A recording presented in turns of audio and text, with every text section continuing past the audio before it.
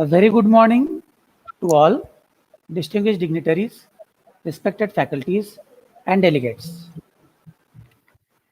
On behalf of Konkan Gyanpith Rahul Dharkar College of Pharmacy and Research Institute Karzat, I, Mr. Amol Borade, Assistant Professor at KGI DCP, extend a warm welcome to each one of you on day 9 of 2 weeks online AICTE sponsored faculty development program entitled as Importance of Innovation and Research Culture to Inculcate Startup and Entrepreneurship, organized by Konkan Gyanpith Rahul Dharkar College of Pharmacy and Research Institute Karzat. On this exciting ninth day of this FDP, we have with us an eminent and youthful speaker, Mr. Pramod Pimplikar, sir. I welcome Pimplikar, sir. Thank you. It's my privilege to introduce Mr. Pramod Pimplikar, sir. Sir is a dynamic ex-board member of multiple companies and managing director with 38 years of experience across pharmaceutical, chemical, API, life sciences, biotechnology, and FMCG with industry leaders like Lupin, Merck, and Shalina Laboratories. Sir's expertise in analytical problem solving and having leadership qualities inherited by delivering solution in conjunction with operational requirements. Drive global programs and projects from end to end with focus on building cooperate competencies and providing strategies direction. Sir also have experience in building socially responsible organization and integrating ESG, which is environmental, social and governance with CSR activities to qualify potential investors criteria. Currently, Sir is working as management consultant and an independent director. Basically, Sir has done his M.Pharma from Nagpur University and also done his postgraduate diploma in production management from Aurangabad University. So with this brief overview of today's speaker, now I would request Mr. Pramod sir to deliver his talk on his topic, COVID vaccine and medicines. It's over to you, sir. Please. Thank you. Thank you very much, Amol. And good morning and welcome to this COVID-19 detailing from my side to all the faculties, dignitaries, and the fellow colleagues who are available right now to listen to this important chapter, which is creating a lot of disturbance in the world. I'm thankful to Konkan Gyanpith Rahul Dharkar College of Pharmacy and Research Institute Karzat for giving me this opportunity to come before you and speak on this topic. Friends, I'm basically a pharmacy graduate, industry oriented, so a lot of information gathered throughout my 38 years of experience. This is my passion today. I'm not a doctor or medical doctor, so I had just having a lot of interest in this particular disease. So I collected a lot of information on this, and I was going through that. So that I thought, why not to share it with all of you to increase the awareness, because as on date, the second wave has started. You must be going through a lot of news, and so what I am going to do is going to talk about what is COVID-19, how it has developed, how it has come up, how it is being diagnosed, treated, and what are the different medications which are used, vaccines. There is a morning news also which I will share with all of you, latest news on the vaccines, and how to prevent ourselves from this COVID-19. So coming back to my presentation, I think you will have a lot of questions. If there are medical questions coming up, I will try to answer to the extent possible from my knowledge, which I gained. If not, I will definitely come back to you on the email will reply back to you so that you will be also aware of or getting a knowledge about that question. So coming back to the my presentation. So this is COVID-19 vaccines and medicines. Um, let us. I'm going to give you some introduction and the current situation.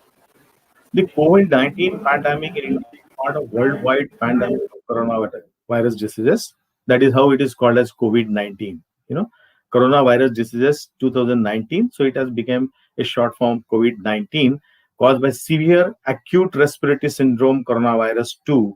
Now you must be remembering few years back, this SARS was also very active in Asia, particularly Singapore and the Southeast Asian countries, and a lot of casualties happened during that time. It is one of the category of these kind of the virus.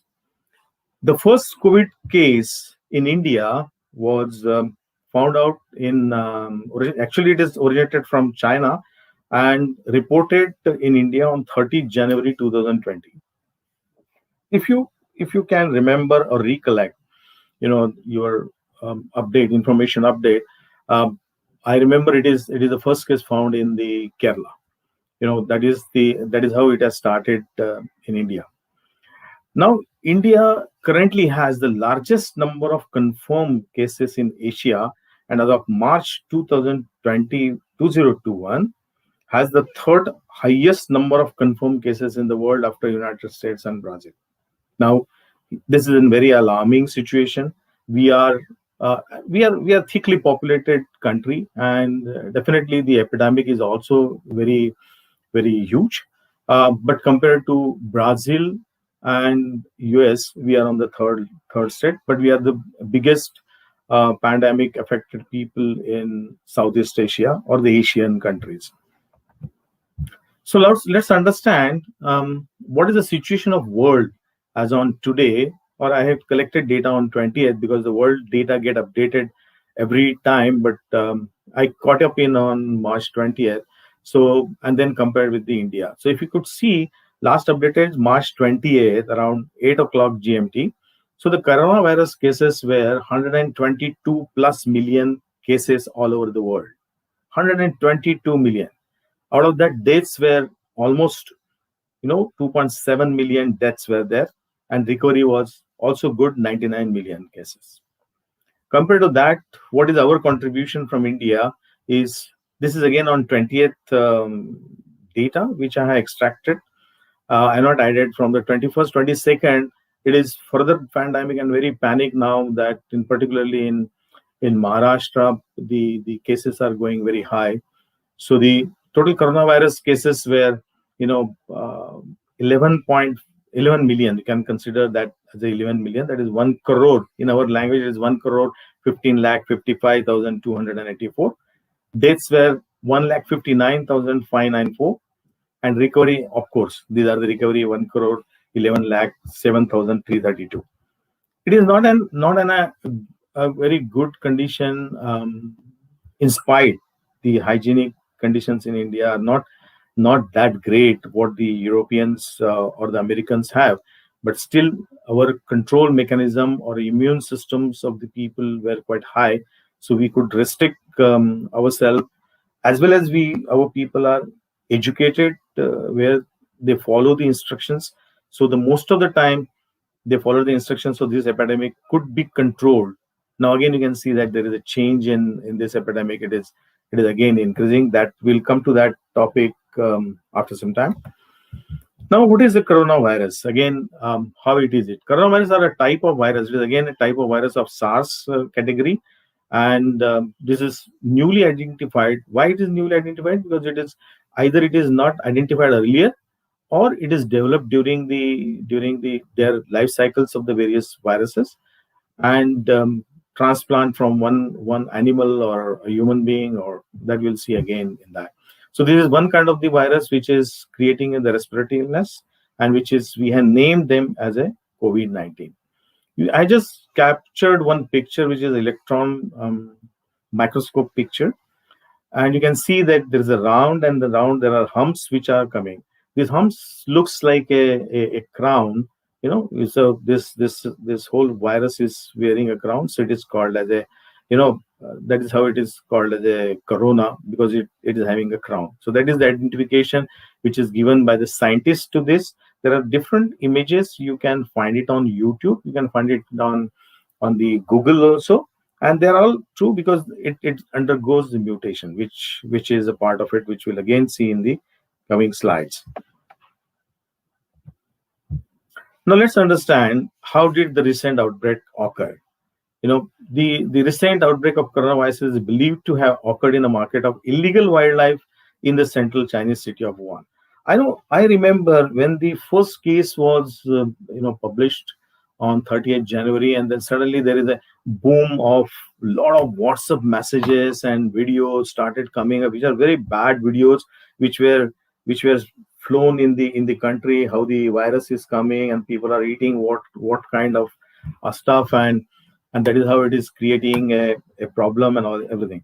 But I think those are only the entertainment. I treat them as entertainment videos, but most of the time they also created a phobia amongst the people. Actually, this is a wildlife market which is there in China. It is believed that it's coming from there, but the WHO and Chinese health authorities has denied. If you remember these statements coming from the WHO all the time, they were not sure whether it has come from China. They used to always say that. Today also they are still not confirming it is coming from China. They're saying we are still investigating. The one of the source may be a China. That's how it is. It is still going on. So the outbreak occurred basically from the China in the Wuhan city because the patients were there. Now, how the coronavirus spreads? This is a virus which is spreading, and that's how the pandemic has happened. This virus can spread in a human contact with the animals. That's the first case, because it's originating basically from the animals. So scientists believe or suspected that the civet cats were to blame. The civet cats, there are around 8 to 9 civet type of the cats existed in India. I'm also telling about the India, and these are the cats which are having infections of this type of the viruses, which if a human being comes in contact or any animal comes in contact with those animals like cats, it gets transferred to them and from them to a human being. Now, officials do not know what animal may have caused the current outbreak in Wuhan. Particularly, it started from Wuhan, so they don't know what has happened. People must have seen a lot of,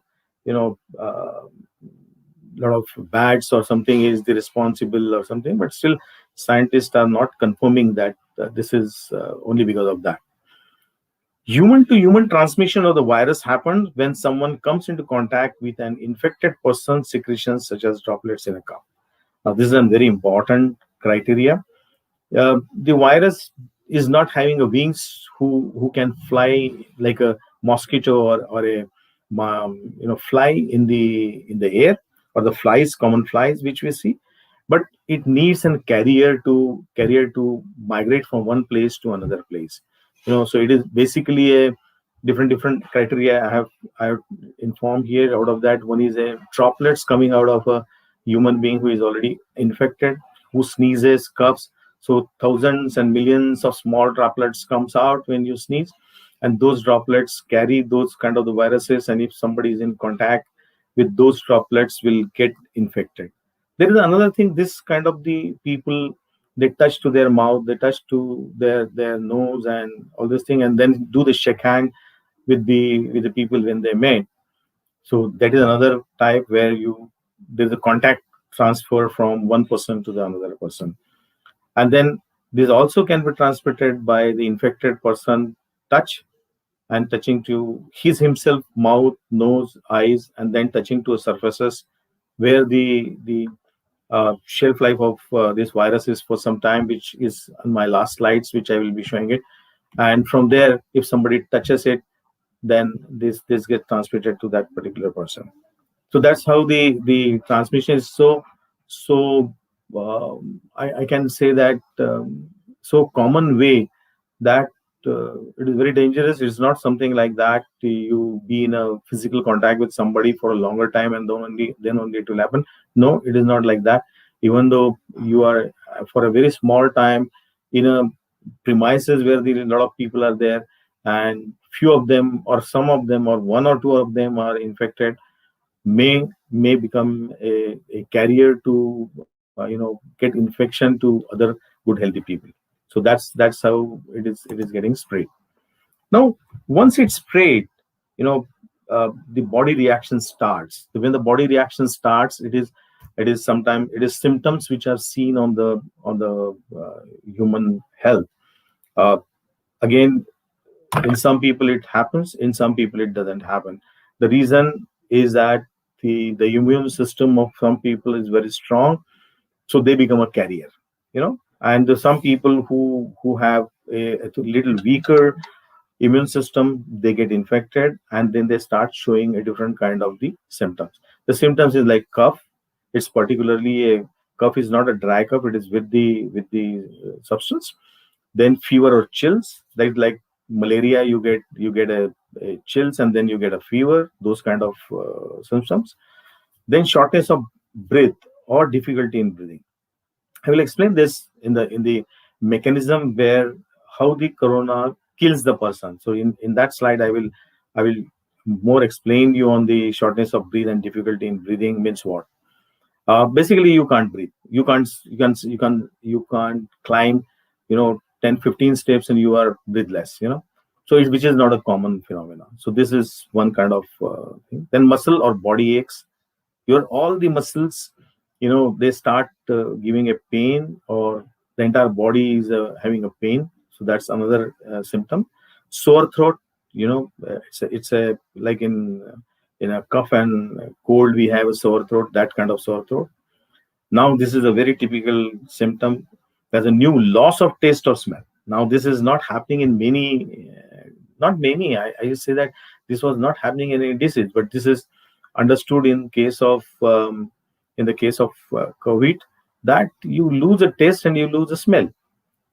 So that's very peculiar. Then diarrhea, that's another thing. If you have this symptom, it also one of the COVID symptom. Headache, a continuous headache, which is not something. Fatigue is like you feel without doing anything, you start feeling that I have done a lot of work and I can't do it further. You just want a rest. Nausea or vomiting, which is very common in many of the diseases, and congestions or runny nose. So here it is very particular. There is a congestion and there is a runny nose. So you have both. So you'll find that sometimes you are in congestion, sometimes your nose will run with the liquid which comes out. So these are the various symptoms which are there in case of COVID-19. It is not necessary that all the systems will happen. All the systems can be seen. It is very clear that you may have part of this symptoms visible, or I have seen cases 2 or 3 in my life last 6 months, that the person doesn't have any of this except the loss of taste as well. He was only having that, and then he was diagnosed as a COVID and some. So it is not necessary that everything will come, but it depends again the immune system and the physiology of every individual, how the body reacts to the infection. So that's the type of the symptoms in the COVID-19. Now, how is COVID-19 diagnosed? And this is very important. Once you start finding a symptom, go to the doctor, and doctor always advise to check up and find out whether it's a COVID or it's something else. So generally, who should get diagnosed also for the coronavirus is very important. It's not like that if all the 130 crore people goes to the laboratory and start saying that test me, which is not correct criteria. So the criteria which is now officially declared by the government also is very important. Individual can go and test, as a uh, curiosity, or having a phobia that I have a COVID, so let me go and test. Those are okay. That is not restricted. But the prioritization of the testing and the compulsory testing, which is insisted by the government, is particularly hospitalized patients with COVID-19 symptoms. Of course, all these symptoms, out of that, some symptoms are there. The patient must be tested for hospitalized for the COVID-19. Then people who work in healthcare facilities, just imagine the people who are working in healthcare. When I'm saying the healthcare, it is starting from the hospital, the clinics, the nursing homes, the the people where a lot of education, like nursing schools, medical colleges, because medical colleges are generally associated with the hospitals, because medical college needs a hospital. So all these people are very highly vulnerable to the infection of the COVID-19, because even a one patient in a hospital, yeah, he can infect many people around him. And that's how you must have seen now that the COVID ward is completely separate. The people, the nurses, the doctors, there is a strong procedure how to enter into the COVID ward and how to come out from the COVID ward and what is to be done. So this is done. Isolation is only because of the a strong way of you know uh, the infection spreads. Then the first responders. Now, first responders is emergency medicine technicians, police officers, firefighters, and others. You must be knowing that when the lockdown was there, who are the people who were on the road? They were the all police and the paramilitary people of the CISF, or these people were put on the road for avoiding people to come on the road, as well as coming together and making a big gatherings.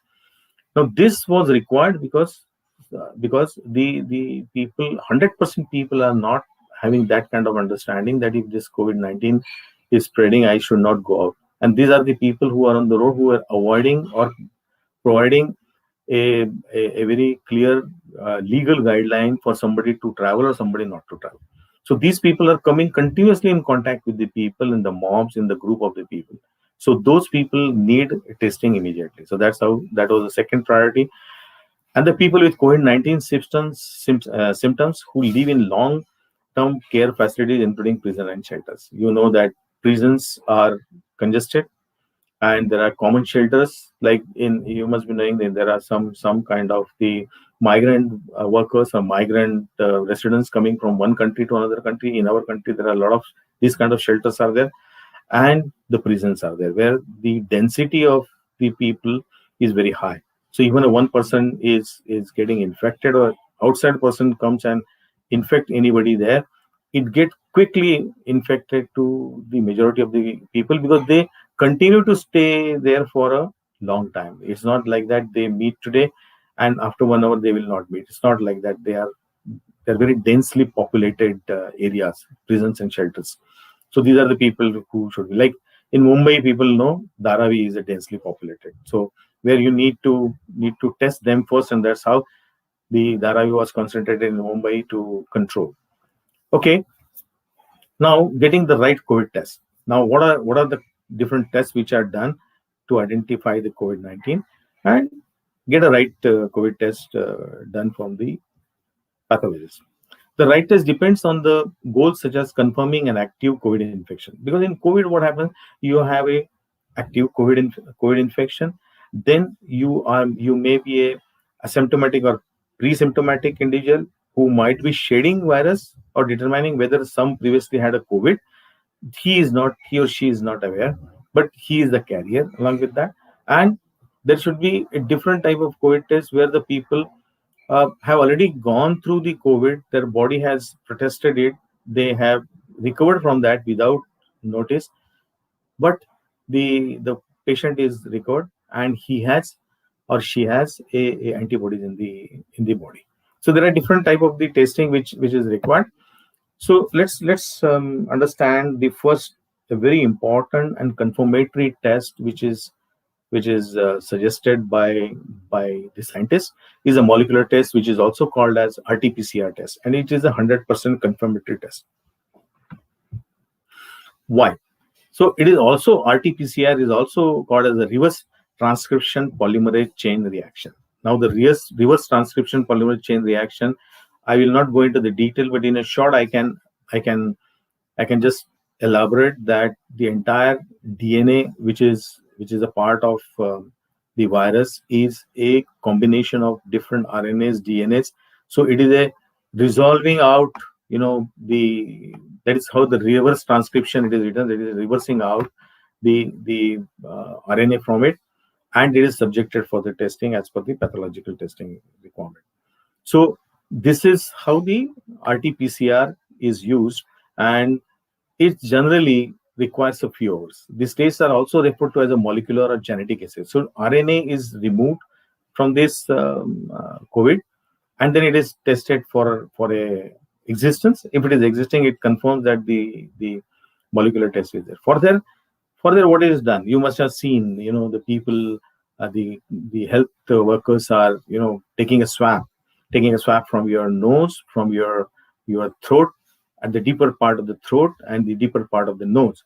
Why the deeper part? Because there is a cavity in both the areas, the upper respiratory tract, and the cavity is there in the nostrils, where the very good area for seeding the SARS COVID virus. So they take the swab from there. They take the swab from the throat, and this swab is subjected to the reverse transcription polymerase chain reaction. That is, find out the RNA and test it pathologically and detect whether that particular RNA is existing, and then says that yes, this is how the virus is existing into the person. So that's the very confirmatory test. Second test is the antigen test. Like, that is a rapid test. Antigen is a part of a pathogen that elicits an immune response. It is a part of any pathogen. You see, it's an antigen. Antigen is a particular anything which goes into the body, and the body responds to it. So it is a part of a protein. Either it may be a surface protein, it may be a pathogen itself, or it may be a secretion of a particular pathogen. Whatever the things, it secretes that, sorry, that particular thing creates an immune response from the body, and this looks like antigen proteins from the viral surface. In case of COVID, it is from the surface. You have seen the crown like things. These are the proteins which are used by the body to respond, for the antigen responses given by the body on that. In the case of coronavirus, these are usually proteins from the surface spikes, the spikes which we have seen. So those are the antigens which are tested. Now, this type of the test is often called as a rapid test because the turnaround time is much quicker than the RNA test. Recently, Maharashtra government has announced. I have not heard about any other government, but Maharashtra government has announced that all the railway, airports, as well as malls will be subject for the antigen test. And I was really surprised yesterday night. News was there, if you have to enter into mall, you have to get the antigen test done at the entrance. You have to register and get the antigen test done, and you have to pay for it. So it means that you want to go to the mall and create an crowd there, you have to pay for it. Earlier it is not, but now, and if you are negative only, then only you are allowed to go inside. Or if you are positive, of course, then you are subjected to the home quarantine or hospital quarantine, institutional quarantine. So that's the to reduce the number of people, this antigen test is adopted. And from today, I think it is already started in all the crowded places, in particular Maharashtra. Must be done as a prophylactic in some other states also. Must be in Karnataka, because Karnataka was very, very much concerned about people coming from Mumbai or Kerala or Gujarat. So they must be doing it. I'm not aware, but they must be doing it. So the third part, that is the C part, is the antibody test. The antibody test is again, looks at antibodies to the coronavirus. This is a test look for antibodies to the coronavirus. Means what? The coronavirus was already there in the body. The body responded it back. It created the antibodies. It created antibodies, and those antibodies are lying in the person's body. So this just to test, to find out whether this person was infected earlier or not. That is one part. And second is convalescent plasma transfer therapy, I will be talking about. So in that, these kind of the people can donate their plasma as one of the recovery for the coronavirus.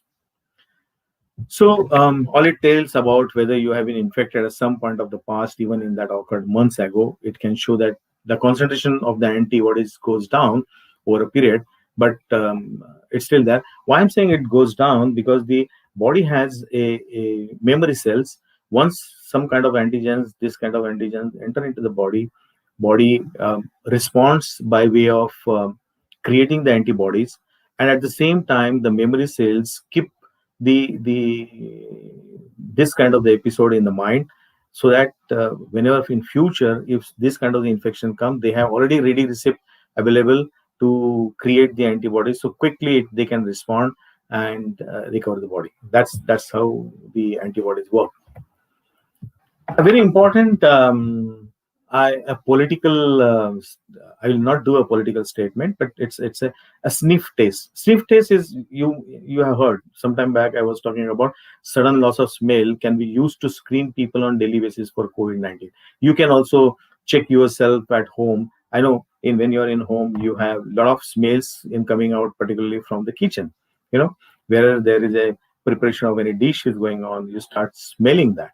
So the day you feel that you don't smell anything what is happening in the kitchen, that says very clearly that you have a problem. Or you have a dhoop or agarbatti in your mandir, or perfume or whatever, and you don't smell that. So it's very clear that you have those kind of symptoms of COVID-19. National Institute of Health showed, this is an institute in USA which has showed that those infected with SARS-CoV-2 could not smell a 25% mixture of ethanol and water. It means that you can call it as a 25% ethanol, means it's a kind of a whiskey. He or she cannot smell a whiskey, or the alcohol in a whiskey, or you cannot even smell. Now 60% or more is anyway in your all the sanitizers, but you don't smell then alcohol in that sanitizer also. So that is a very simple test which is available. A sniff test would not be definitive, but indicate the need for the PCR test, because the loss of the sense of smell shows up before any other symptom. It means that this is the first symptom which comes up to the person, but to confirm whether the person is infected with the COVID, you need to do a PCR test, which is a confirmatory test. But here a statement: healthcare bureaucracies have generally ignored sniff tests, even though they are quick, easy, and capable of being self-administered daily. You can do yourself every day this test and say that I am not infected or I am infected. But National Institute of Health and the other health bureaucrats has said that this cannot be a test, self-certified test saying that I'm not infected. So anyway, this is you can take it as a indication that whenever I'm not, or somebody is not able to smell, it means that he has getting infected with the coronavirus. How is COVID treated? Most people who became ill with COVID-19 will be able to recover at home. Very good statement, I'm telling you. This is if you follow certain norms, you can recover at home in isolation. The isolation is required because your other family members should not get infected. That's, or other people who are coming in contact, or the maids or anything who is coming in your house also should not get infected. But you can recover at home. Now, getting enough rest, staying well hydrated, and taking medication to relieve fever and aches and pains also help with the COVID-19. So you must have seen anybody getting infected, the person is already given a treatment like paracetamol, and he has given vitamin C, he has given vitamin D, he has given multivitamin, and he has been told to drink enough water, juices, and rest. That's the thing, which is very important. And in a primary phase, yes, this works 100%, and the person can recover at home itself. The current methodology to treat COVID-19 involves using antiviral medications, anti-inflammatory medications, and immune system modulators, including remdesivir, glucocorticoids, and tocilizumab. Now, here, this is a little complex, because this type of the treatment to be given to the patient is depending basically on his condition. So if he has a little more severe conditions, he needs a hospitalization. Because one is he get infected, he can be treated at home with this small medications and he can get recovered. If he is deteriorating because of the comorbidity and other areas, then he needs a little kind of the hospitalization, where you can use these kind of the medicine. There is a third stage where the person becomes a more serious and goes on breathing problems and having a breathing trouble, and then ventilators. Then the treatment changes.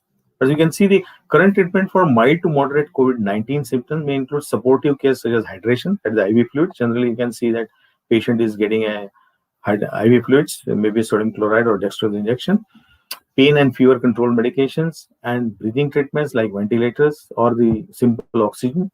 Sometimes antibiotics are used to treat concurrent bacterial infection. What happens that the body immune system is already gone down. So at the same time, there may be another pathogen infection happens, and during that time, some doctors will be identifying that if the infection is there, and then give the antibiotics. Now, patients with more severe symptoms are typically admitted to the hospital and treated with various medications to slow the progression of the disease and relieve symptoms. Some patients need supplementary oxygen and mechanical ventilator support, which I just spoke to you. If they are more serious, they need a external oxygen. Now, why oxygen is required? I'm going to talk to you detail how this disease kills the person. That time, the step by step, you will come to know why oxygen is required during that time and why the oxygen is given or a ventilator is given to a patient. Now, what medications can doctor use for people hospitalized with COVID-19? Now, the very, very important drug, 30, 40-year-old drug, suddenly, got an importance, dexamethasone. Uh, See, one thing understand, COVID-19 was a very new to a medical fraternity, scientists, then pathologists, and what we are today after 1 year, we have learned a lot about COVID, and we have learned how to protect ourselves from the COVID. We learned what are the different medications at what time or appropriate time we should use for the patient. So there is a lot of wisdom gained in last 1 year, and that has reduced or that has increased the recovery rate to a very great extent. What you see the deaths which are happening, it is only because of a lot of comorbidity. The person was already having a lot of other diseases, and also he got the COVID, and in that, then his body response is not that strong, and that's how he has to face the death. So the different medications out of that, dexamethasone was one of the things which is used by the doctors, and it makes a biological sense for those patients who have developed a hyperimmune response, which is called as cytokine storm. Now, cytokines, I think most of you are from the pharma field, so you must be knowing cytokine response is a immune system overreaction that is damaging the lungs and other organs. But just to explain to you on this, the cytokine system is where every organ of or there is an overreaction, or I can say that the anger of inflammation or excessive immune response to the external stimuli. The inflammation is so high because of the external stimuli like COVID or any other, and the particularly lungs and all the part of the lungs starts inflating inflammation and reacts to it, and in that case the next damage starts happening. So that's how the cytokine storm happens, and in that case dexamethasone and other corticosteroids like prednisone and methylprednisolone are potent anti-inflammatory drugs. They are magic drugs. I always used to say the corticosteroids are really a magic drug, and they really create a magic. And in COVID also, the patients who got this dexamethasone at appropriate time has created a magic, and the patient recovered. Patient who required supplement oxygen or ventilators and who received dexamethasone were less likely to die within 28 days than those who received standard care. Now here, the supplementary oxygen is also given, the ventilators are also on for a patient, and the dexamethasone is also given.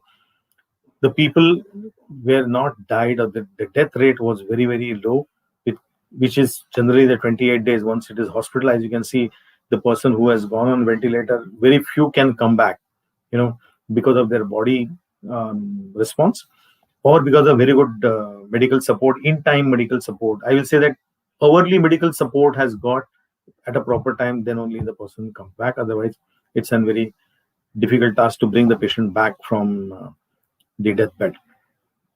Dexamethasone did not have a benefit in patients who did not need respiratory support. Now understand here, if there is inflammation, if there is a pneumonia, if there is a requirement of oxygen from external side, or then get a ventilator, in such case only the dexamethasone could work.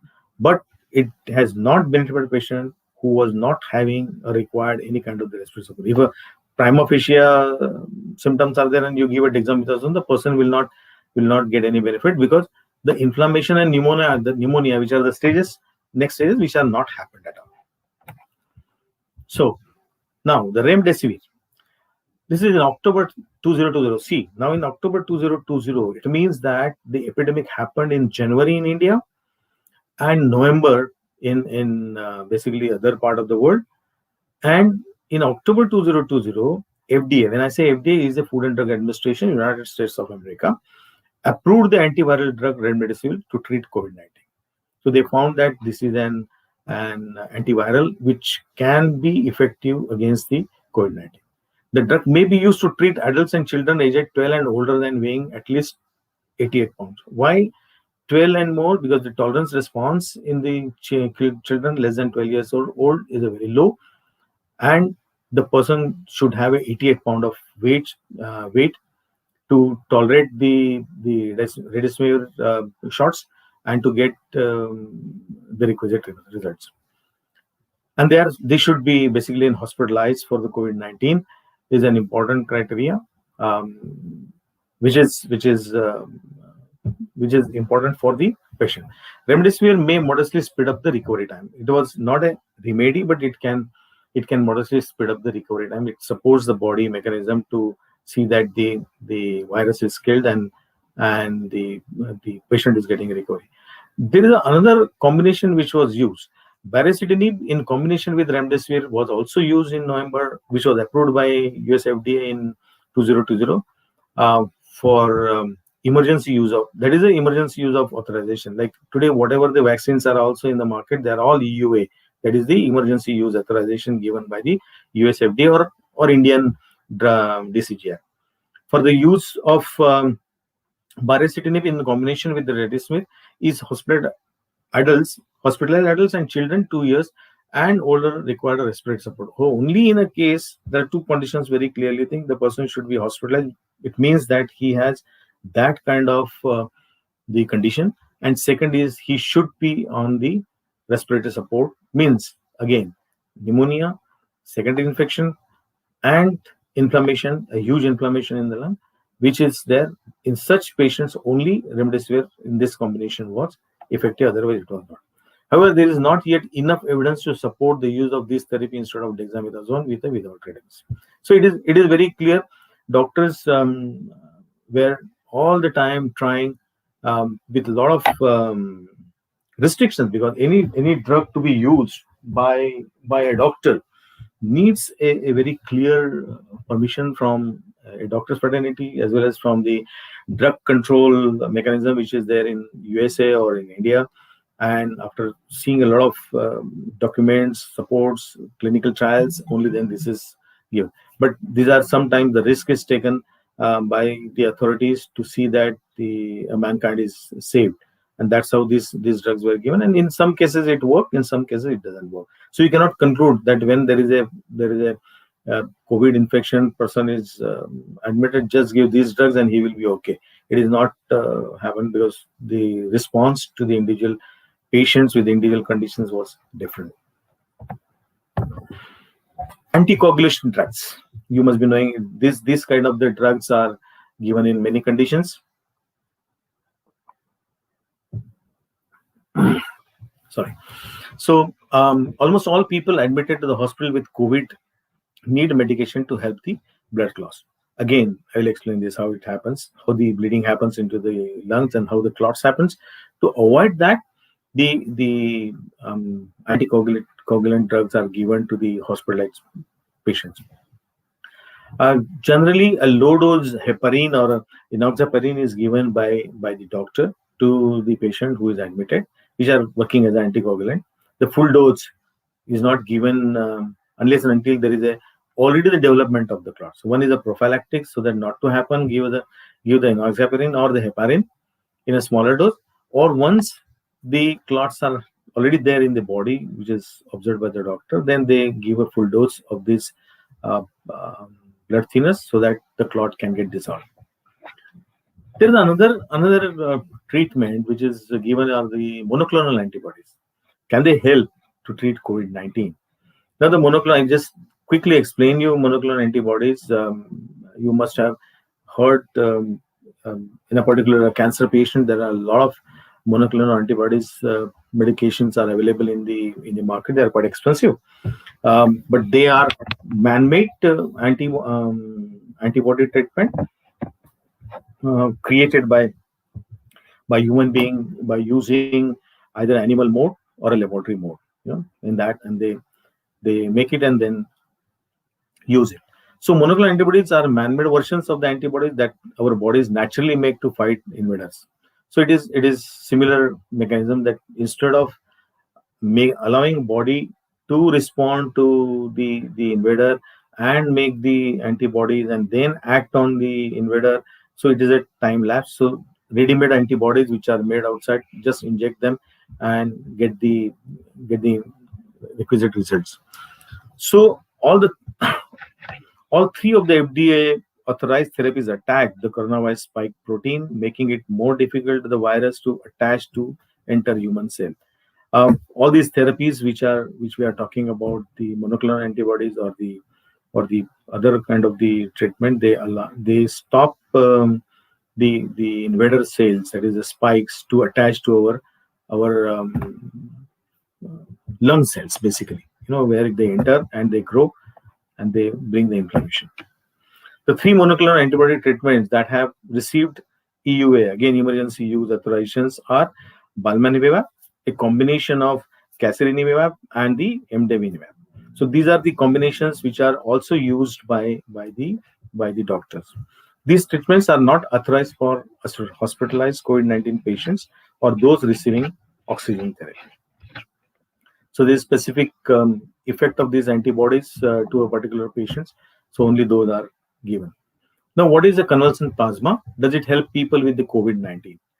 When people recover from COVID-19, their blood contains antibodies, which we discussed just some time back, that their bodies produce and to fight coronavirus and help them to get well. Antibodies are found in plasma, a component of blood. Now, convalescent plasma is basically, you must be knowing that sometime back, I think 4 weeks back, there was a debate in the medical fraternity as well as the DCGI to allow the plasma donors to use their plasma for a COVID-19 serious patient, and they found the results were quite impressive. And that's how the government has given a permission to use a plasma, because if you remember, chickenpox is 100-year-old disease, and this was discovered more than 100 years. This was discovered by a scientist who was working on this chickenpox. Because of the convalescent plasma, he was not getting the chickenpox because he was working continuously with the chickenpox virus, and he understood that something is changed into his body, and he found that there are antibodies which are created into his plasma, which are not allowing him to undergo for any kind of infection. So that's how the antibodies therapy started generating around more than 100 years back, and now it is being used by the people. So in August 2020, again, see that this is in August 2020, FDA issued an emergency use authorization for convalescent plasma in patients hospitalized with COVID-19. In our country, also in India, there are patients in various hospitals in cities, particularly in big cities, Mumbai, Pune, that where the convalescent plasma is being used. It's a little difficult because the matching of the chemistry of the blood, and then you can extract and then you can introduce and save. So it is still in a very premature stage in India. It is not taken a shape like other medications. So you must be remembering the hydroxychloroquine safe and effective for treating COVID-19. You must be remembering the our Prime Minister, Mr. Modi, was being requested by Trump during that time to give him the hydroxychloroquine, because that time it was invented in USA that if we give this medication to our patient, they can recover, because it's finally it is recovering the inflammation. And we supplied to these countries on a very quick basis. But see the story after 1 year, what happened. Hydroxychloroquine is basically to treat the malaria and several inflammatory diseases. Early reports from China and France were promising, and that's how the USA was suggesting that the patients with severe symptoms of COVID-19 improved more quickly when given a hydroxychloroquine. So this was the observation. At the same time, this observation was from the United States, and we are the biggest manufacturers of hydroxychloroquine after China. Now, as the China was already in a question because of the epidemic, the USA has only option to ask to India, and India supported them during that time. And we kept some stocks for ourselves, and we have also given that of chloroquine to US and other things. However, in an article published, now see, the last 1 year this was being used, and the JAMA named one medical journal is there, which has clearly indicated that hydroxychloroquine did not result in any clinical benefits for adults hospitalized with respiratory illness from COVID-19. So, if it is related to the COVID-19 and if he is hospitalized and you give him hydroxychloroquine, he doesn't get any benefit out of that. And the National Institute of Health treatment guidelines recommend against the use of against the use of hydroxychloroquine for COVID-19 patients in both hospitalized as well as non-hospitalized patients. So finally, you could have seen that, I remember whenever I used to go to a medical shop, there are 5 people, out of that 3 people used to ask the hydroxychloroquine tablet to the pharmacist, and they were taking on their own. It was really a bad scenario, a self-medication people used to do who doesn't understand anything about the medicine. They used to only ask, and there was a huge shortage in the market, if few of you maybe know. So it's not an medication which is useful. Now, coming back to prophylactic measures, this is very important, which is a talk of the town, talk of the day, talk of the world today. Vaccines. So there are multiple vaccines right now available. There are around 5 vaccines which are available in the market, and which are given emergency uses authorization by US FDA, as well as given by our country's DCGI, Director General Control of Medication in India, and FDA in USA. Just to understand vaccines, most of the people must be knowing it, but there are different type of the vaccines where you have a external antigen which is there. It may be in the form of protein, it may be a form of RNA, it may be part of a virus, it may be a killed virus.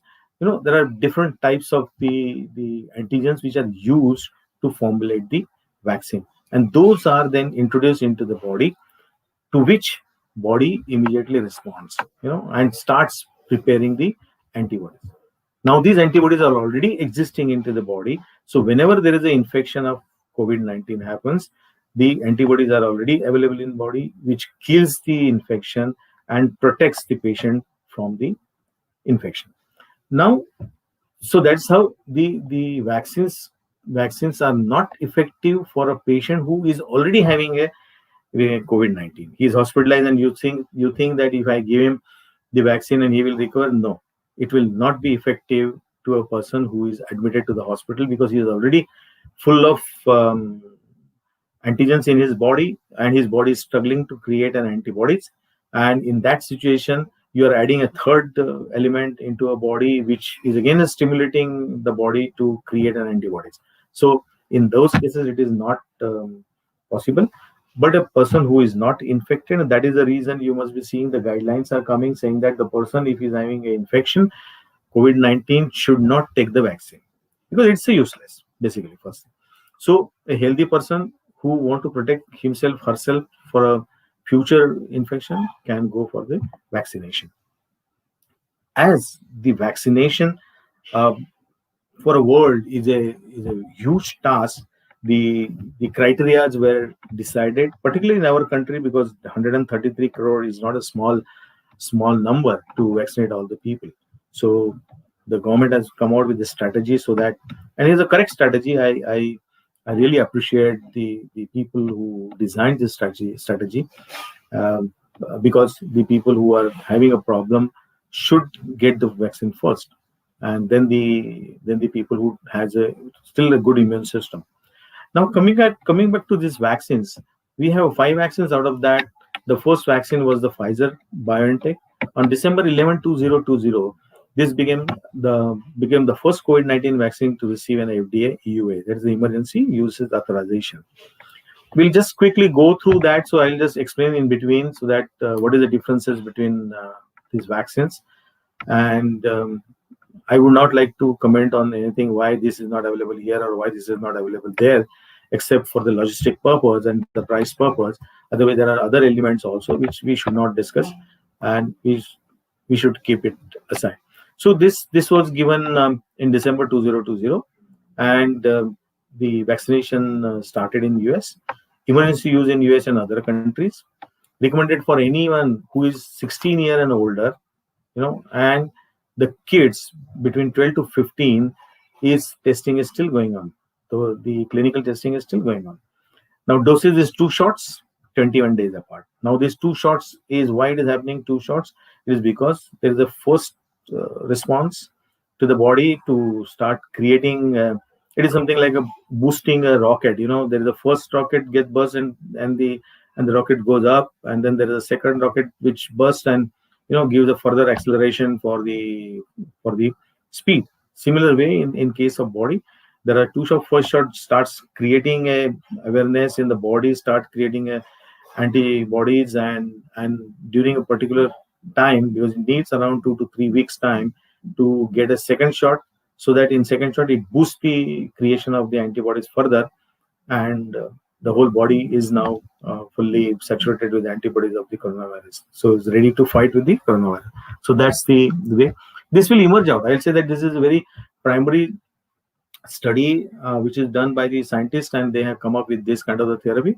And I will tell you rightly, our Covishield was being talked about 28 days, few days back. Yesterday evening news is very clear. Now it is between 4 to 6 weeks, and I'm sure it will go to 12 weeks, because the same vaccine in United Kingdom, it is now declared that there it will be given after 12 weeks. The second booster dose will be given after 12 weeks. So I think the scientists are learning, understanding, and fair enough when they're coming out with the situation. So nobody should feel that what is going on. Sometimes they say that 21 days, sometimes they say that 4 to 6 weeks. So it is, please understand, within 10 months of the infection, the vaccine is there in the market with the help of the scientists and pharmacists and medical practitioners and everyone, and they have made it happen to come into the market. So anyway, coming back to these doses, we talk about common side effects. You'll see that most of the vaccines are having the common side effects of chills, that is feeling cold, headache, pain, tiredness, and or redness, swelling at the injection site, all of which generally resolve within a day or two on rest or hydration and medication with astronome. So you must have seen that the in your family, if some a senior citizen has gone for a vaccination, you must have seen that he is being given 2 to 3 doses of paracetamol to be taken, not to wait even there is a temperature or not temperature. He has to take the tablet morning, evening, next day morning. And even though if 24 hours, 48 hours, he is not feeling well, then he is supposed to contact back to the hospital for thorough checking and finding out. But these are the general side effects, and these are happening to some people. And there are you may be coming across some people who doesn't have this kind of the symptoms. But to be on the better part, to know, patient should know the side effects are being spoken to and told by the doctor to the patient. Now, how it is work? This is a messenger RNA. Now, messenger RNA, its short form, it is called in a biotechnological language is mRNA vaccine, which uses relatively a new technology. That is, Pfizer BioNTech and RNA vaccine delivers a tiny piece of genetic code from the SARS-CoV-2 virus to host cells in the body, essentially giving those cells instructions or blueprints for making copies of spike protein. So what they're doing is a part of a SARS-CoV-2 virus identified by, this is the research which is done by Pfizer, and they found that this is similar to the spike of the protein which is there on the coronavirus. So this type of this is called as something like a program which is given to the body, and the body, this is a blueprint and program which is given to the body, and body starts making the antibodies like this spike proteins, so that this spike protein doesn't get attached to our body cells. So these antibodies will immediately take care of them.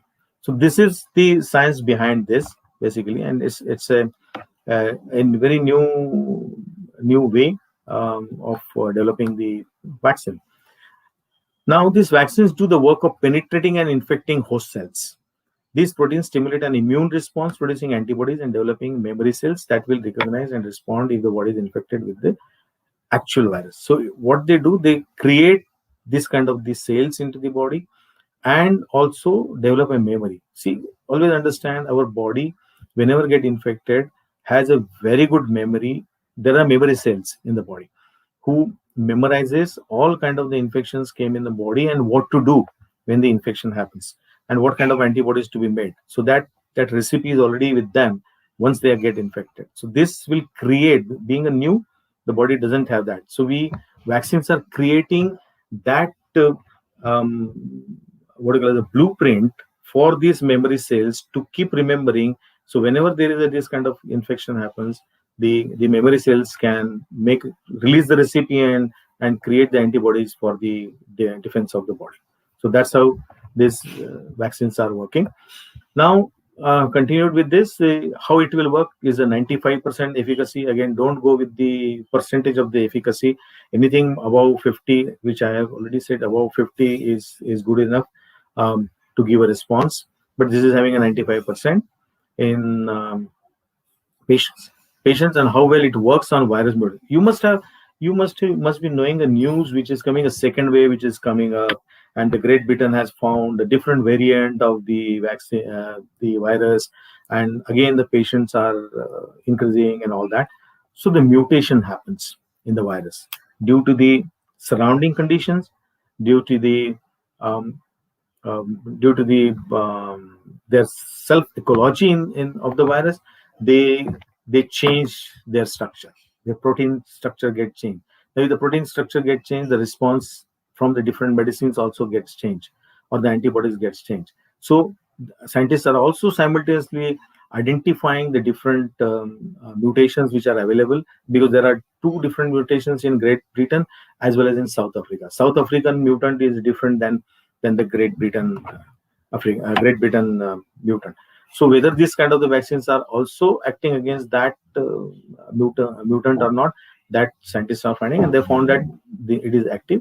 So there is a relaxation. Yes, there is a, but it doesn't act against the South Africa, which I will take it in next slides. Moderna vaccine was the second one authorized for the emergency use in the US since treatment with the FDA EUA on the December 18, 2020, about a week after the Pfizer vaccine. So these are both the same vaccines. So we'll not spend time on that, because this is again the same vaccine. But here that company is saying 28 days. They were saying 21 days for the second shot, and working is same. mRNA is separated, given, antibodies are formed, and again the children testing is yet to be completed. So Pfizer, BioNTech, and Moderna vaccines are same. So I'll not go with the Moderna again. Now coming back to Johnson & Johnson. This is quite a promising vaccine which has taken out by the Johnson & Johnson. So on February 27, 2021, recently, 1 month back, exactly 1 month back, FDA granted emergency use approval for a different type of vaccine called carrier or a virus vector vaccine. Now this is a carrier or virus vector vaccine. What is this? It is comparison to the Pfizer Moderna vaccine. This is one is easier to store. Basically, the earlier two vaccines which are there, we are not talked about that because we are not going to use it. So I am not. But as a theory, it is minus 60 degrees and above is required for storage of Moderna as well as the Pfizer BioNTech vaccine. The stability is very low in a little higher temperature, and it is very difficult for the transportation of these kind of the vaccines from one place to another place if you do not have that kind of infrastructure available. And India, being a hot country, we do not have this kind of the infrastructure available, neither for storage, neither for logistic. Logistic is very important. If it has to be sent from Mumbai to Pune, even by air, you need to have that logistic system available which can store the vaccine below minus 60 degrees centigrade. So Johnson and Johnson's is like a refrigerated temperature, that is 2 to 8 degrees centigrade, and this is very important. It is only a single shot. It is a single shot vaccine, and this is recommended for 18 year and older. And the company also expect to start testing the vaccine on children recently. So this is a very promising vaccine which is available right now, but the availability is a big question mark. So it is distributed to the limited area. Now the common side effects are again almost same: fatigue, fever, headache, injection site pain. Then this is myalgia, pain in muscle or group of muscle, all of which generally resolve within a day or two with again acetaminophen, that is the paracetamol, and this like Moderna vaccine. It works. How it works? It works basically with a different approach with the mRNA vaccine, different than that. So it is a engineered. Scientists had engineered a harmless adenovirus, a common virus that when not inactivated can cause cold, bronchitis, and other illness. So there are viruses who are not inactivated, then they will create this kind of the cold, bronchitis, and illness. So these are the adenoviruses which were taken, their shell is taken, and the genetic code of the spike protein of the coronavirus, that genetic code is fixed on this, and it is working as a carrier. So it is like a similar to the Trojan horse. I think Trojan horse you people must be aware of. If not, just quickly, Trojan horse is a very big symbol of the horse, which was the Greece used to, they used to fight among themselves from one city conquering to another city. So when they are conquered, they used to leave this kind of the horse outside. This is done once only, but because this trick cannot happen all the time. This is a wooden big horse in which a lot of commandos used to live inside. And when the one country is being invaded by the another country people, in particularly Greece, and after defeat they used to run away, but leave this horse at the border of that particular thing. And in the midnight, this horse was taken by the another Greece city soldiers into the city as a symbol of victory, and they were celebrating. And during that time, again hundreds of soldiers came out from the horse's body, and they conquer that city again. So it is a very Trojan horse is a very historic evidence, historic motion which is there. So this works like a Trojan horse, that it captures all the kind of the protein inside as a shell, and it goes to the particular site and creates the spike protein equivalent and makes the antibodies and comes out from the shell and kills whenever the infection happens. So that is how the scientists have given a name to it. The shell and code can't make you sick because it's inactive, so it doesn't make you sick. But once the code is inside the cells, the cell produces spike protein to train the body immune system, which creates antibodies and memory cells to protect against a actual SARS-CoV-2 infection. Its efficacy is again 72%, quite good. And mutation, how well it works on the mutation. The vaccine effectiveness has been shown to offer protection against the B1.1.7 variant, which is in the British. The mutant which is available in the British is B1.1.7. Oxford AstraZeneca. Oxford AstraZeneca is this vaccine is currently being distributed in United Kingdom. You must be knowing they are already doing this. Basically, it's a Swedish British company, AstraZeneca, and along with the Oxford University, they had developed this vaccine, and their all clinical trials were conducted by the Serum Institute, SII, Serum Institute India, and that's how the Serum Institute India also got the permission to make the Oxford vaccine. That is, we called it as a Covishield. We'll come back to that, but this is particularly vaccine is not available in US, but approved for emergency use in other countries. Adults 18 and older can be using this doses, 2 doses, 4 to 12 weeks apart. This 12 weeks apart is a Lancet has declared. Lancet is a magazine, medical magazine in UK, which has declared that this is um, the time lag between the two is 12 weeks, which I feel that in India also this 4 to 6 week, which is coming up, will go to the 12 weeks. Common side effects is again tenderness, pain, warmth, redness, itching, swelling, all those kind of the thing. It works. It similar to Johnson and Johnson vaccine. This is a carrier vaccine. So our Oxford AstraZeneca is also a carrier vaccine made from a modified version of a harmless adenovirus. The final product contains the spike protein found in SARS-CoV-2. When the protein reaches the body cell, the immune system mounts a defense, creating antibodies and memory cell to protect against an actual SARS-CoV-2 infection. So it is similar to like Johnson and Johnson vaccine, and its efficacy is 70%. Oxford AstraZeneca. So how well it work with the virus mutation? You can see that so far it seems to work better against the mutation that emerged in Great Britain than the one that emerged in South Africa. So it is not working in a South African variant, but it is working for the Great Britain mutated variant. Oh, coming back to India's situation, which is very important for us.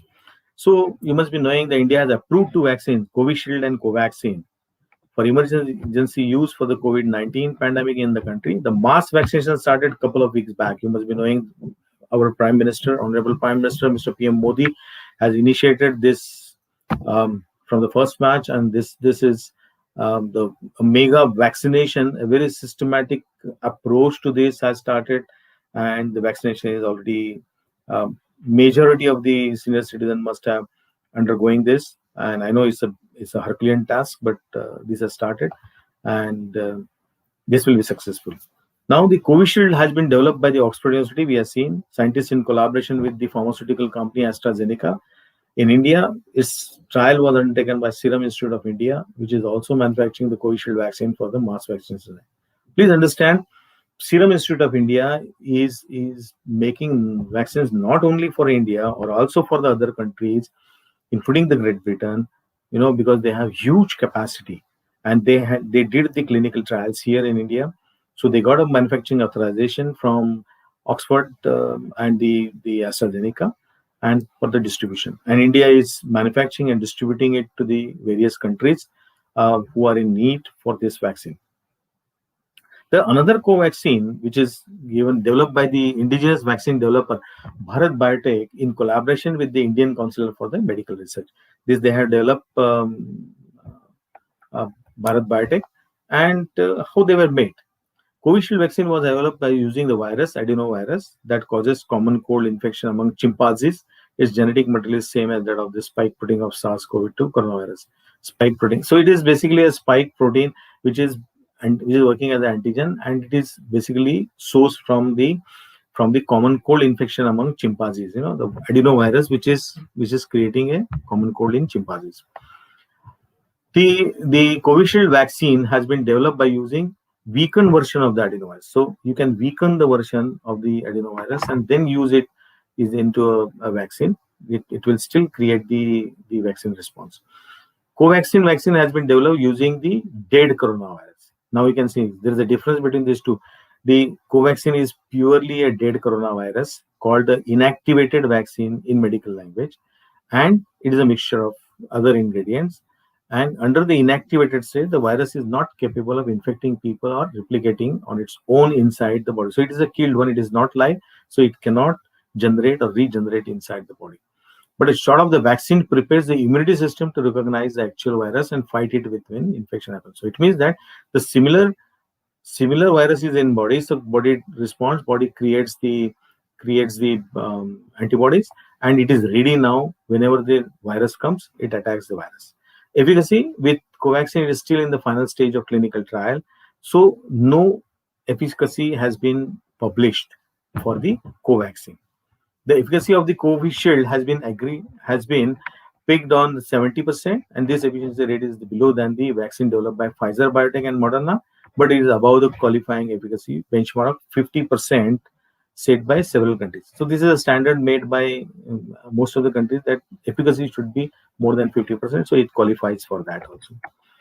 Now, doses, both Covishield and Covaxin are two-dose COVID-19 vaccine. The two shots of Covishield vaccine need to space by 6 weeks, which is now declared already. And in the case of Covaxin, the interval between the two shots has not been yet prescribed by the Drug Control General of India, but its developer Bharat Biotech had earlier. Bharat Biotech MD has given a statement sometime days back that you can take the next dose shot will be given after 14 days, so that is a faster replication of the antibodies.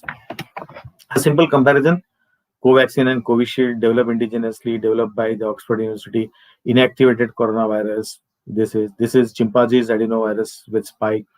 Two-dose vaccine. This is also two-dose vaccine. It is given in intramuscular. This is also given in intramuscular. Yet to publish efficacy data in case of Covaxin, 62% overall efficacy. This is being declared. 70% is a documented one, but the government has declared 62%. Stored at 2 to 8 degrees, stored also at 2 to 8, so easy to the logistic wise easy to carry them from one place to another place, and restricted use in clinical trial mode and restricted authorization. Now there is a difference between these two. Restricted authorization is you can go to the public n number, but Covaxin is restricted use in a clinical trial mode, means a particular number of injection or the shots to be given to a number of patients. Only to that extent this is given. So you can give it to, maybe this may be around 5 lakh, 10 lakh patients they can give, something like that. I don't know exactly how much is the number, but that is in that clinical trial mode. Now, does COVID-19 causes death? The answer is yes. If you don't take care yourself, COVID-19 causes death, but if you take care, it doesn't. The coronavirus is the respiratory virus inverts into the respiratory system. Coronavirus can infect both the upper and lower respiratory tracts, so which I was talking to you. It affects both upper and respiratory tracts. The infectious disease epidemiology says the COVID-19 infection starts from the nose and then proceeds to the lungs. So it starts from the nose, it goes into the cavity, it goes into the upper respiratory tract, then from the lower respiratory tract, and then to the lungs. And once in most cases, the virus stays in the upper tract, that is the reason why the swab is taken from the upper respiratory tract and includes everything everything above the windpipe. From the windpipe it is there. In those cases, the symptoms can conclude as a fever, cough, or sore throat. So it's just starting of the infection. If the virus migrates to the lower tract, that's when the symptoms like shortness of breath can occur. Now, what does it mean? Once the virus reaches to the lungs, it causes the inflammation, which results in fluid accumulating in the lungs and difficulty in breathing. Here, now what happens? It goes into the secondary respiratory tract, from secondary respiratory to the lungs, and it creates inflammation. When it creates inflammation, there is a fluid accumulation into the inflammation happens because of the fluid accumulation. So there is a fluid accumulation happens in the lung, and the exchange of oxygen, carbon dioxide doesn't happen quickly and with the required rate, and that's how the breathlessness happens. This fluid fills the lung air sacs. Now we have a lot of air sacs inside. The blood oxygen level fall below the normal, a condition known as the pneumonia, which I was talking to you, that in that case the pneumonia developed into the body and the exchange goes down. The air sacs are responsible for the gas exchange. O2, CO2, O2, CO2. These air sacs are responsible for that. And the virus enters into the air sac. When it enters into that, it interacts with the specific type of cell that lines the sacs called the alveolar cells, specifically called type 2 cells. So alveolar cells are responsible for this, and it infects those cells. When it gets inside these cells, it starts replicating and multiply and divide and create copies of itself. It creates, it's like a pathogen, and it creates itself with a lot of number. And then because it infected that one cell of ours, that cell automatically get destroyed and burst. When that particular cell bursts, the hundreds and thousands of this replicas starts coming out and releases hundreds new virus particles that go into the infect more and more cells. Now, a person immune system will respond to these viruses by causing fever and inflammation. So, very important, when the person is infected, he starts getting a fever and inflammation in the lung, which can cause a fluid to leak into the lung, further impeding the breathing. So, the second step happens. The first step, if you treat yourself, then the second step doesn't happen. And breathing become more and more difficult. That's the point where a person would need a ventilator or a breather, or if you have artificial oxygen.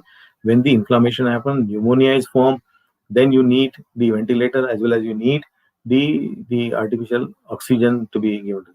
An overactive immune response that responds in an extreme way to the virus can cause a massive damage in the body, whereas with cytokine response, we heard in the beginning slides the cytokine response. So if the cytokine response is there, storm, we call it the cytokine storm. If that storm is happening because of the overreaction of the immune system and the inflammation, then that weakens or the in the body. Then whereas one that weak after fight it often, then it is quite difficult to recover. How do you protect yourself from the coronavirus? Avoid now. I think these slides I will go quickly. There are 2 slides only because I think you are all caller tunes. You are Amitabh Bachchan to Shah Rukh Khan to everyone is doing this advertisement. Apart from the government officials, apart from the doctors or the medical people, or everyone is doing. So let's clearly understand. Simple is avoid close contact with others. Stay home as much as possible and reduce visitors. Don't call the visitors. Once upon a time, we used to have a physical contact, hug each other, talk to each other, shake hands with each other. Don't. This is not a time, so don't do that.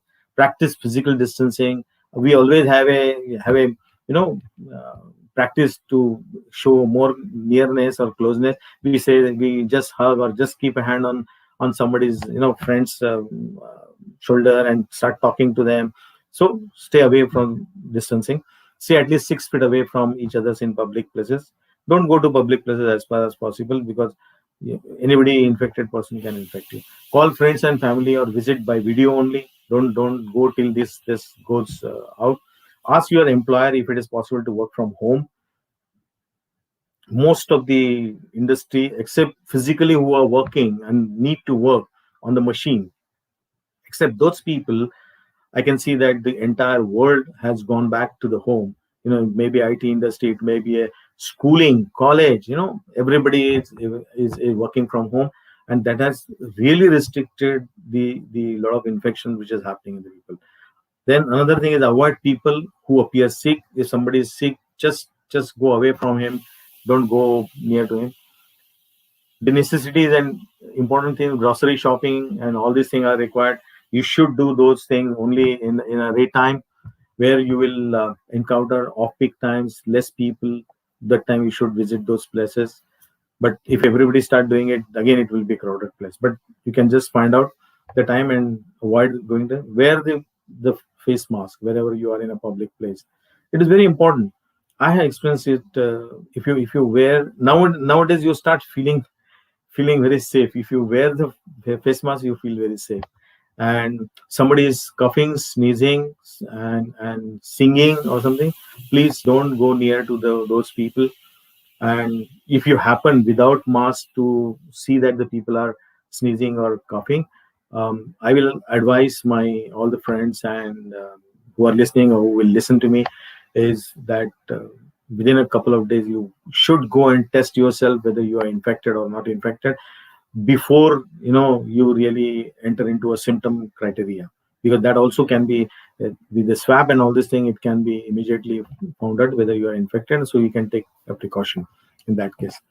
Now practice good hygiene wherever you are. Again, wash your hand with soap. If it is not available, Then you can take the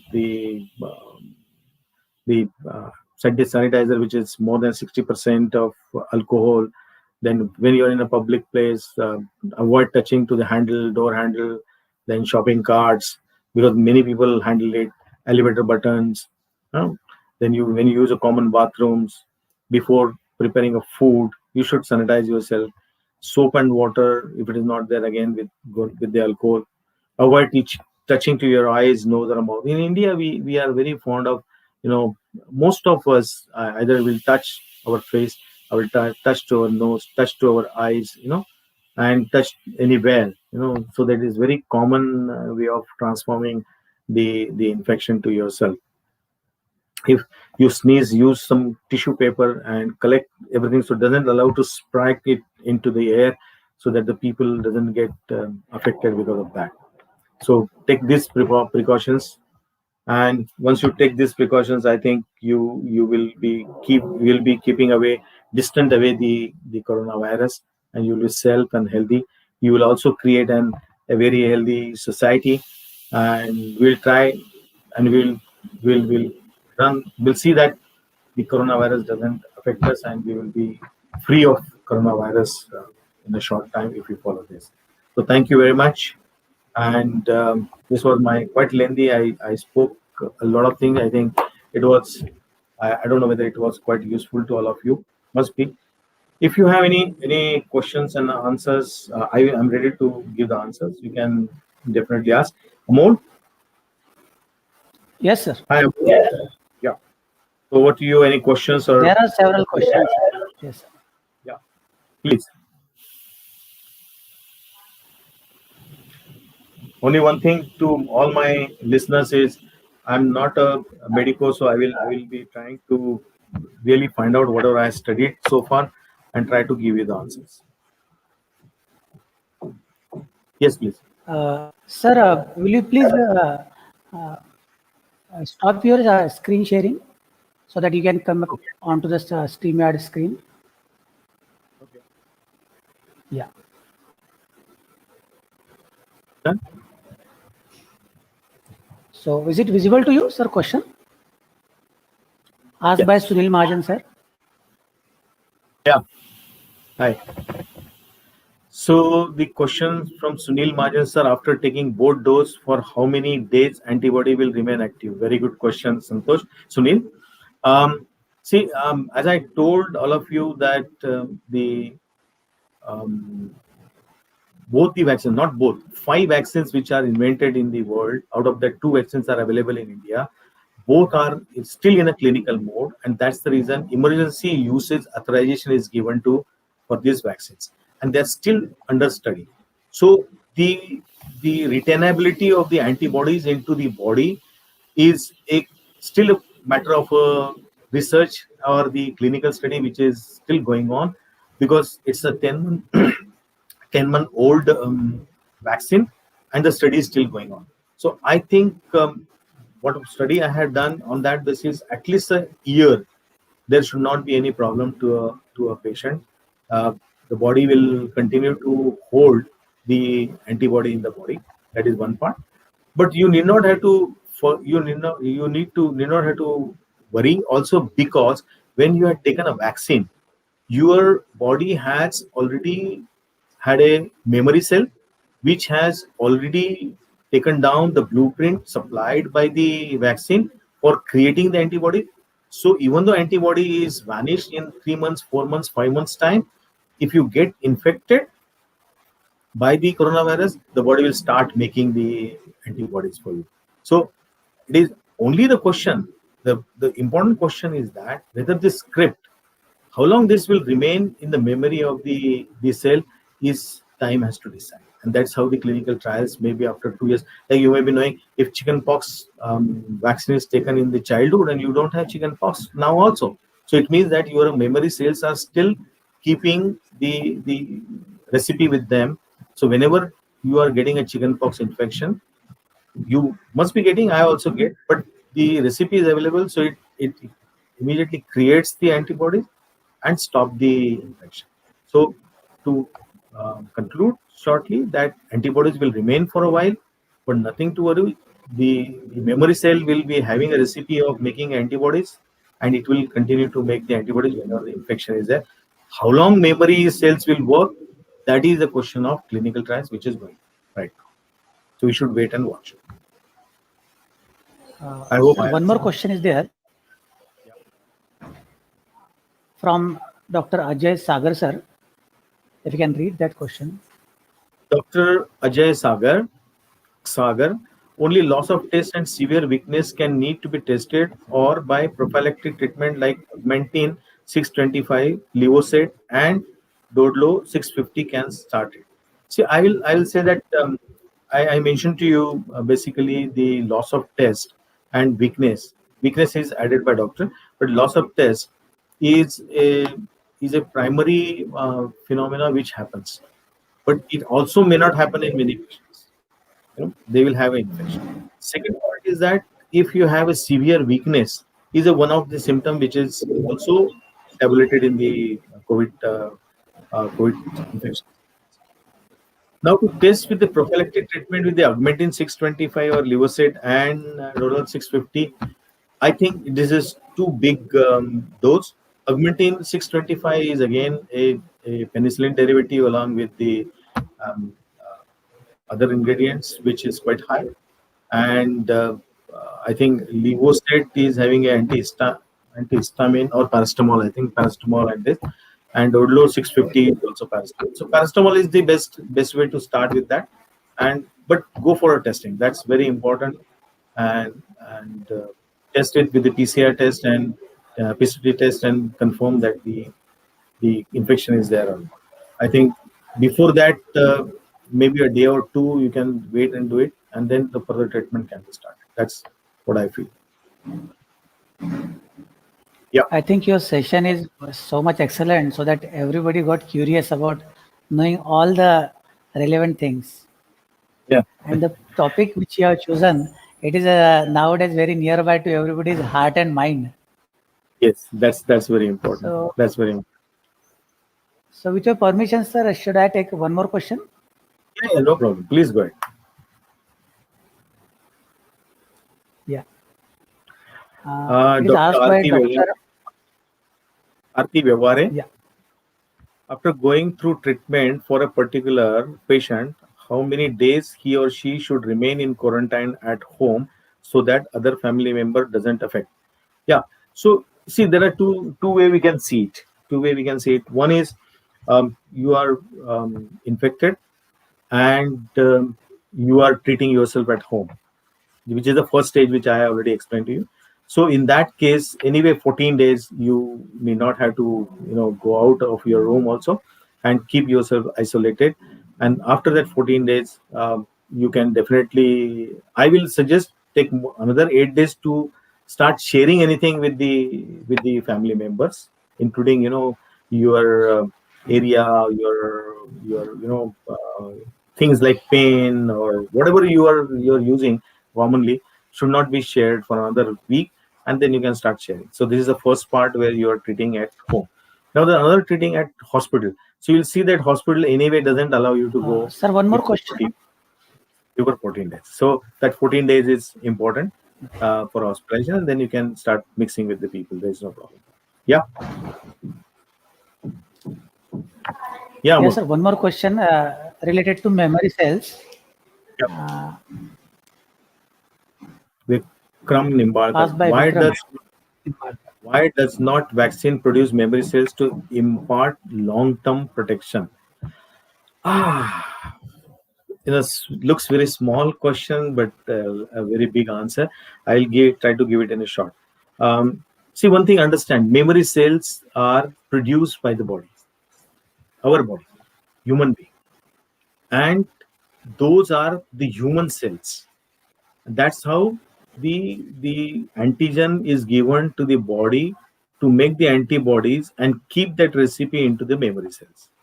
You cannot make a memory cells outside, in a body like antibodies you make outside and take and give it to the patient. You cannot make the memory cells outside, because the DNA RNA of a human being and outside where you are making may not match.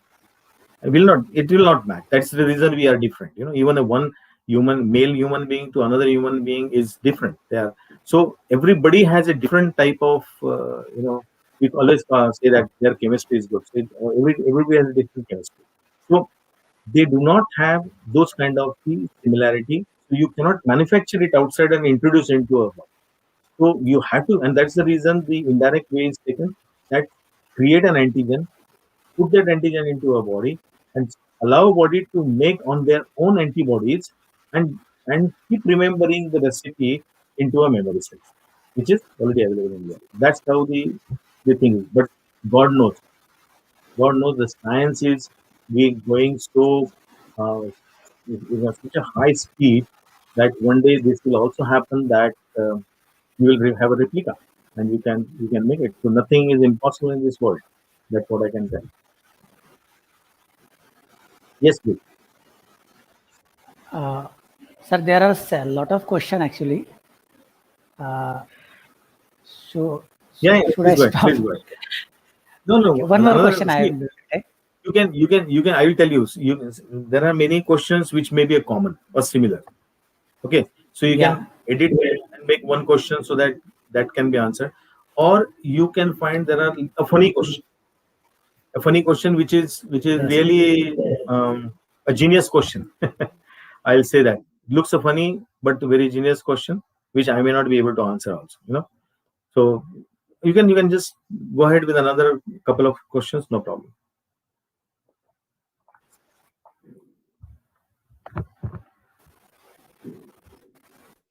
Harish K.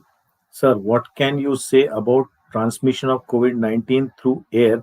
Because so many cases are not possible all over the world, only via touch transmission. Dr. Harish Kundaikar. Dr. Harish, I think you must have missed my first couple of slides, which were talking about very Yes, sir. clearly that it is not because of touch only. I am underlining, it is not only because of the touch. It is because of speaking, sneezing, coughing, singing in a public, where you exhale a lot of droplets outside, and those droplets in a millions of droplets. If somebody sneezes, you can see that the millions of droplets are coming out, and those droplets settle down on the person whomsoever is nearby. One part. Second part, this sneezing comes and settles on table, chair, tabletop, or cloth, or whatever is around. So in short, the carrier throws out the infectious virus in the way of droplet on a various areas, maybe a people, maybe a cloth, maybe a tabletop, maybe a corrugation box, whatever is there, and the normal human being touches these areas. So one way is that he inhales the the the globules which are coming out after sneezing or coughing, or he touches to a particular surface and then touches to his nose, eyes, or mouth, and from this area it starts entering into the body, and that's how we are protecting ourselves by using the mask. As well as we say that wherever you touch, wash your hand with soap or with the sanitize to kill that infection, and then if you're touching your face, that's okay. So it's not only by touching, it's through air droplets it goes. It's not doesn't fly, that's clear. It doesn't fly. It is a human being droplets which are coming out of coughing and sneezing.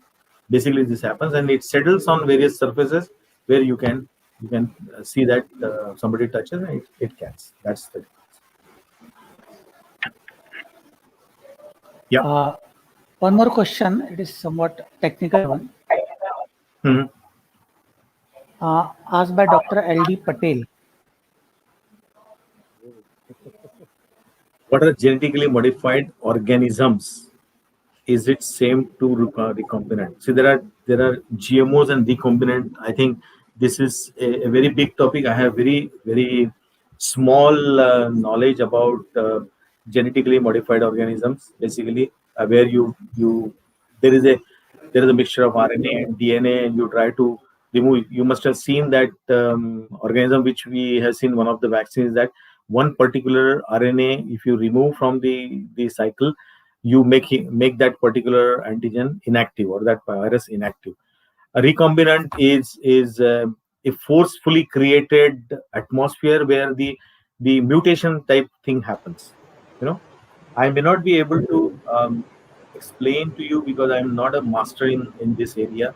Um, Although I work for a biotechnology industry for a production purpose, but not a scientific or a development purpose. But this is a very big topic, and I think I can make only these two differences which I have seen.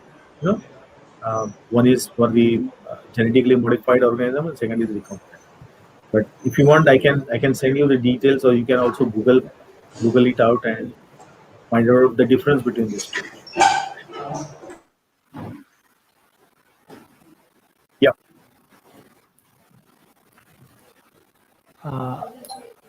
Yes, sir.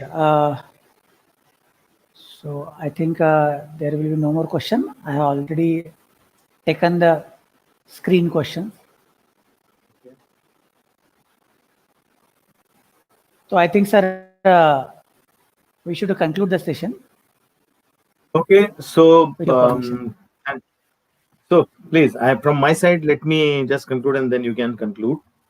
I'm very thankful to all of you, and particularly the Kokon Ganfit Rahul Darkar College of Pharmacy and Research Institute, Karchak, for this a good session for educating people, and that's how the wisdom increases by sharing the knowledge with each other.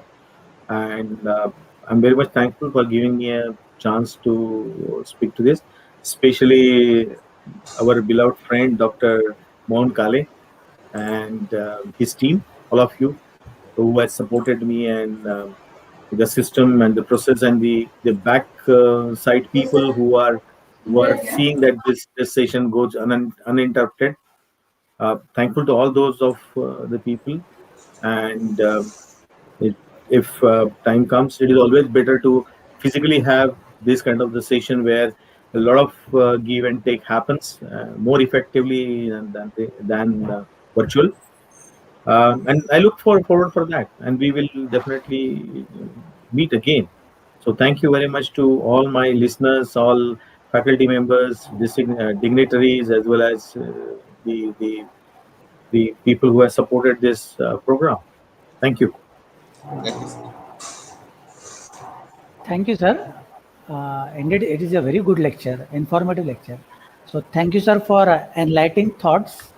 It was our pleasure to have you on this FDP program. Your deep insights on the topic was really very helpful for us. So once again, thank you for sparing your so much valuable time with us. Thank you very much. Thank you. Thank you very much. So bye. See you again. Yes, sir. Sure, sir. Yeah. So now it's time to conclude today's morning session. Attendance link have already been placed. So Ajay sir, can instruct something? Yes, the attendance link is placed before 20 minutes and it will deactivate within 2 minutes. So I request all the participants to please fill up the attendance link within 2 minutes. And again, today will be in the afternoon session. Today there are two sessions. One is from 2 to 3 and another one is from 3 to 4. The YouTube link will be shared within 5 minutes in your groups, WhatsApp groups. So that's it from my side, Amol, sir. So should I end the broadcast, Ajay sir? Yes, yes, yes, sir. Yes, sir.